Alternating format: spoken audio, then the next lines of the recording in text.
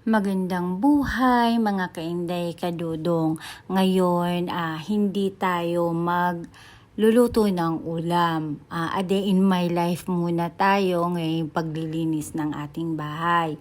Isa din yan sa aking hilig mga kainday, ang paglilinis ng bahay, ang pagkukulik ng mga kahoy, ang pagko-cross stitch, pag-a-arrange kung saan ko nilalagay yung ibang gamit yan. So ngayon, December na, magpapasko na, so kailangan nating magpalit ng ating kortina. Kaya tayo bago magkabit ng kortina, nililinis muna natin yung mga salamin dyan na bintana natin, mga gilid-gilid, yung mga alikabok, tinatanggal po muna natin bago tayo magpalit ng kortina. So, nililinis muna natin dyan. So, nakikita nyo, yung speaker na yan kasi dapat nasa labas yan. Pinasok namin yan, gawa nga nung nagbagyo na Christine, umapya sa terrace namin. So, pinasok namin yan para hindi masira. Kaya dyan lang napalagay, hindi muna namin naayos. So, ngayon, ililipat nga namin yan dyan sa, malapit sa TV. Kaya ating dudong ay gumagalaw na rin. Kaya nga siya yung nagsasabi dyan na pagka ako daw talagang naglilinis, lahat daw talaga gagalaw. Aba, syempre, bahay natin to. Kaya tayo ang maglilinis. At tulong-tulong tayo sa paglilinis. Para maganda naman yung ating bahay, malinis. Kasi nakakahiya kasi mga kainday. Pagka tayo nadatna ng bisita, tapos makalat ang ating bahay, abay nakakahiya, sa akin ang pula at gawa ng ako ang babae, natural, obligasyon ko maglinis. Kaya hindi talaga pwede na madumi ang bahay. Minsan nga pagka tayo'y pagod, kay natin na lang pinapalinis, pero hindi pa rin kayang asahan yung kanyang linis. Iba pa rin yung linis na ako ang maglilinis kasi alam ko kung saan dapat ilagay yung mga gamit na mga abubot natin. Kasi syempre, tayo'y nahawaan ba ng ating mga magulang na napakahilig sa gamit. Kung ano-ano na lang mga binibili, basta alam nating mapapakinabangan. Ayan na nga, sinubukan natin kung maayos ba gumana. Kasi syempre naapisan yan dati. So ngayon okay pa siya.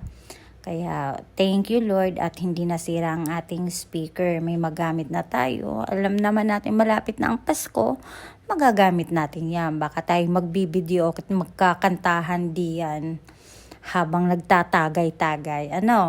Kaya yan, inayos ko na yung pinagpatungan niya pinagpatungan ng speaker, inaayos na natin dyan yung frame ng aking anak. Nandiyan yan lagi. Kaya dapat laging maayos yan dyan. So, minsan kasi mga kainday, lalo na yung nawala yung aking anak, parang ang hirap bang maglinis. Kasi hindi katulad dati na pagka naglilinis ako, kahit pagod ako, pagka nakita ng aking anak, ay sinabi, wow, ang ganda naman yan, mama. So, pagka ganyan talaga nakakatuwa. Kahit ikay pagod, tapos may pumapansin sa pagod mo, sa ginawa mo, talagang nakakatuwa. So, ayan na nga, atin ang pinalitan ng ating kortina pang Paskong Pasko talaga, mga inday. Alam niyo ba yung kortinang yan? Sa Divisoria ko pa yan nabili. Ilang taon na yan, 4 na taon na yan mga kainday. So nung sumunod na taon, hindi ko yan ginamit kasi nung time na yun, tsaka naman nawala yung aking anak. Kaya hindi ko siya ginamit. Talagang hindi ako nag-ayos, naglagay ng ng Christmas tree. Hindi talaga. Kasi parang hindi ko kaya. Hindi pa talaga hanggat sa sinabihan ako ng aking kumari na kailangan ko ng bumangon. Hinahanap niya na yung dating ako na ang iniisip lang kung paano kumita, maghanap buhay. Namimiss niya na daw yun. So, mula noon sabi ko, kailangan ko ng tumayo. Kasi hindi naman habang buhay ganito, wala naman ng magagawa kasi andyan na, tapos na. So, ayun, tumayo ako. Eto na nga, nag-aayos-ayos. naghahanap buhay. Kaya yan, ganado akong maglinis na dyan. Kahit wala nang nagsasabi sa akin na, wow, ang ganda naman yan, mama. So, yung mga stop toys yan dyan, no, dami kong stop toys na nandiyan na hindi pwedeng matanggal dyan sa kung saan siya nakalagay. Kasi lahat ng mga stop toys niyan, isa anak ko yan. Hindi pwedeng ipamigay, hindi pwedeng itapon kasi sa anak ko yan eh. Kaya nandyan lang yan, hindi pwedeng pakialaman. So, siguro napansin nyo, inumaga ako sa paglilinis. Napagod kasi ako mga kainday nung gabing yan. Kaya sabi ko bukas na lang ako vacuum. Pero nung gabing yan, na-map na kasi yan ni Kikay. So, nung umaga, pagkagising ko, ayan, nag-vacuum ako.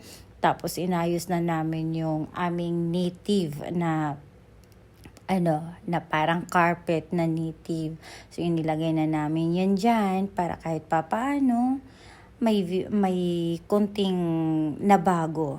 Tapos yung mga lamisang yan, yung kahoy na yan, ibigay ng aking kaibigan. Kasi alam niya kasi na mahilig ako sa kahoy, so binigay niya.